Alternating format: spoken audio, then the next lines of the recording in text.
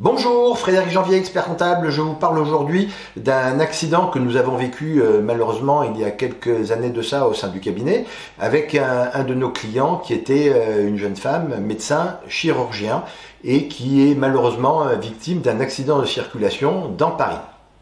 À la suite de cet accident, elle se retrouve quasiment invalide puisqu'elle a eu les deux jambes qui ont été brisées, des mois et des mois et des mois d'opérations, de différentes hospitalisations et elle ne peut reprendre son travail que depuis quelques mois désormais.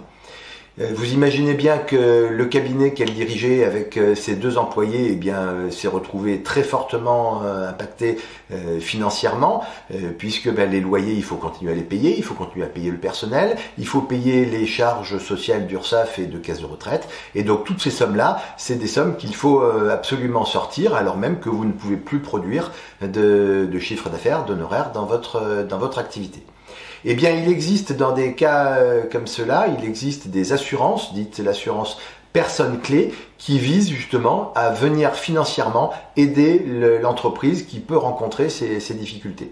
Donc le contrat, quel est-il? Eh bien, vous allez déterminer quelle est au sein de votre entreprise la personne clé, c'est-à-dire que ça peut être effectivement vous en tant que chef d'entreprise, mais ça peut être aussi un salarié lambda qui est essentiel dans l'entreprise. Donc par exemple, je pense à un restaurant, le chef cuisinier est forcément une personne clé si c'est lui qui attire les clients.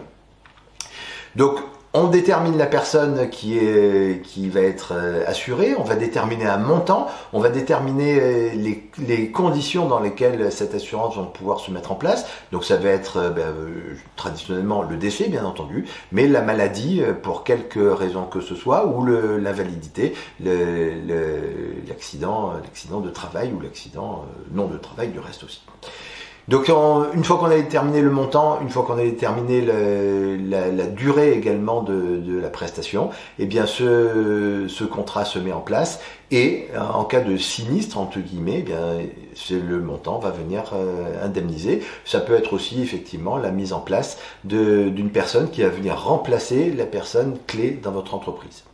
Vous avez des questions concernant ce contrat homme clé ou femme clé ou personne clé, vous n'hésitez pas à contacter le cabinet, c'est avec plaisir que nous vous renseignerons. Vous avez apprécié cette vidéo, vous la likez, vous la partagez très largement autour de vous auprès des chefs d'entreprise qui pourraient y trouver un intérêt. Et puis pour ne manquer aucune actualité, vous n'hésitez pas à vous abonner. À très vite, au revoir.